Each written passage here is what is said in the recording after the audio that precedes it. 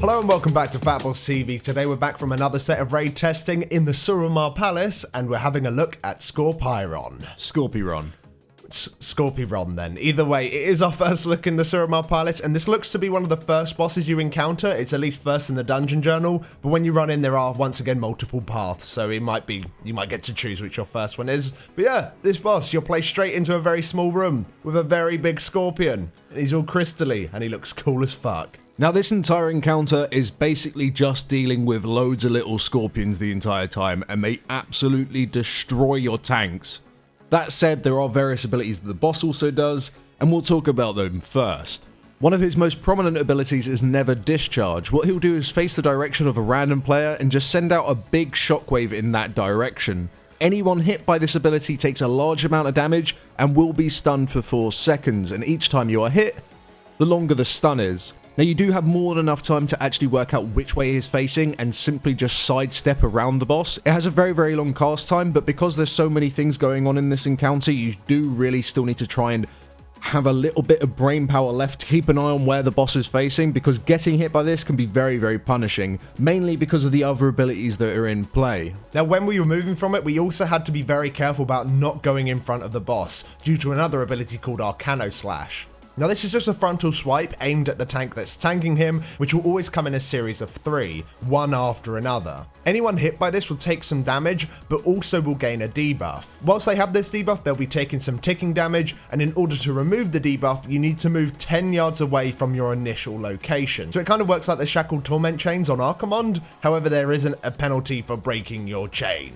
The area covered when the boss uses this ability is pretty much the whole 180 degrees in front of him, and you have very limited space in this encounter area, so it's very easy to be caught out. You just got to make sure that when you are moving from any mechanic that you pay attention to when Arcano Slash is coming in, and if you do get the debuff on you, just make sure you break your tether as soon as possible. As the tank taking the slash to the face, it seems you just got to try and face the boss away from as much of your raid team as possible. Like, say another discharge just came in, sometimes the group will split, and then like you just have to try and judge, okay, I'm gonna hit one person rather than 4 other people. But it is possible to set up some sort of system where maybe all the players would move as one, so then nobody will ever be in front of the boss to be hit by the Arcano Slash. You just need to be a little bit more coordinated, which we particularly wasn't on testing. But either way, get the tether, break your shit, it will be fine. Now, as you may have noticed, the boss does have a buff. This is something called Chitinous Exoskeleton. From the beginning of the fight, the boss has 25 stacks of this buff, and each stack reduces his damage taken by 1%. As you deal damage to him, the buff will slowly start to decrease, and each time this happens, a small chunk of his exoskeleton will actually fall off and land in the room. Once all the stacks have been removed, he will become stunned for 15 seconds and take 45% extra damage, and after the 15 seconds is over, he'll gain his exoskeleton back at 25 stacks and will also gain a damage increase. Now, we didn't manage to pop this phase enough times to see if the damage increase stacks, but the damage increase does seem to have a permanent duration, which may suggest that it does stack. So towards the end of the fight, the boss is going to be doing significantly more damage than what he was doing right at the start. Now, these chunks of exoskeletons that fall off the boss will actually create a physical object within the room. You need to hide behind these chunks for when the boss gains 100% energy and casts an ability called Shockwave. This is a long cast, and at the end of it, any players that aren't hiding behind one of these chunks will take a moderate amount of damage and, more importantly, be knocked back. Before we talk about why being knocked back is so bad, let's talk about the ads in this encounter. Now throughout the fight, the boss will summon a set of scorpions from around the room, and in these sets there's 2 different types of scorpions you can get. You can get these little blue crystalline scorpions. These just leave a dot on the tank, and this does stack up. This dot does actually deal a fairly nasty amount of damage, and getting more than like 5 stacks without a CD can be very, very painful. Now you can use a variety of CCs on these, such as slows, knockbacks, stuns, and grips, and when they're all grouped up, you can just use this so you can help mitigate the damage taken by the tank, or even allow your tank to kite them around if he's got enough threat and drop his stack. You've also got large volatile scorpions. Now these big red scorpions cannot be CC'd at all, and they have an aura that increases the damage of all nearby blue little scorpions by 10%, and this stacks up as well. When these die, they will explode, dealing a large amount of damage to anyone within 15 yards. So the way that we dealt with the scorpions in general is that we actually used 3 tanks. 2 of these tanks picked up the blue scorpions. On live, you could probably use 1, but just to make testing easier, we used 2. And meanwhile, the tank who is actually tanking Skorpyron himself will taunt over the red scorpions, separating them from the rest of the blue ones. We then very quickly AoE'd down the blue scorpions as they were the biggest DPS priority due to their horrible dot they're placing on the tanks, and after they went down, we had the ranged DPS kill off the red scorpion. We did this for each wave, and assuming we switched very quickly to them, we didn't get overrun and we could easily handle it. However, around the edges of the room are red clouds. If players go anywhere near these red clouds, a set of scorpions will spawn out of them.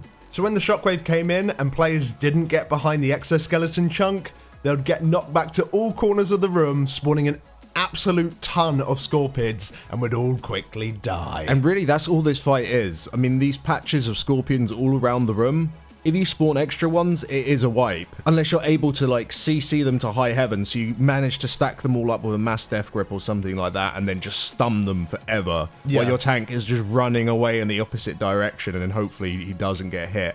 But if everyone spawns them, if you spawn like say 3 patches, then that's it, it's over. Yeah, you're not coming back from that. And the thing is, because the room is so small, it's actually very easy to spawn extra ones. Like you might see that there's like a circle on the floor of this room. If you pretty much leave that circle, it's very likely you'll be spawning extra scorpions. Yeah. And it's very easy to panic on this fight. Oh shit, I just got hit by Arcano Slash. I've got this tether on me. Oh no, no, no. It's like doing nothing. Like the ticking damage from it is really low. You just got to think, okay, I need to break that at some point. Where do I move to do it? Rather than like blinking into loads of scorpions. So you just gotta like kind of be a little bit calm in this fight. But personally, I think that's one of the things I don't like about the encounter is how claustrophobic the room is. It's a very small space, and, and if you mess up, even though the mechanics are really easy to deal with, and ultimately the only thing that should ever make you spawn the scorpions is if you fucked up on the knockback and you wasn't actually hiding behind one of the exoskeleton pillar things. But yeah, it's small. There's not a lot of room. Some people might like that. It's just a personal preference of me that I just don't like it. I feel that my camera angle can't do a lot, but it kind of does add to the fight a little bit. It just feel a lot more intense. Like when these cleaves are coming in, you just like you have to do little movements because if you do a big movement, you do fuck up quite a lot. But there's a couple more things that I'm a little bit iffy about. Mainly the health of the ads, or maybe the ads come in too frequently. It really felt that most of the fight you're just killing ads. You don't get a lot of opportunity to attack the boss in any sort of way, which might be intentional. But the thing is,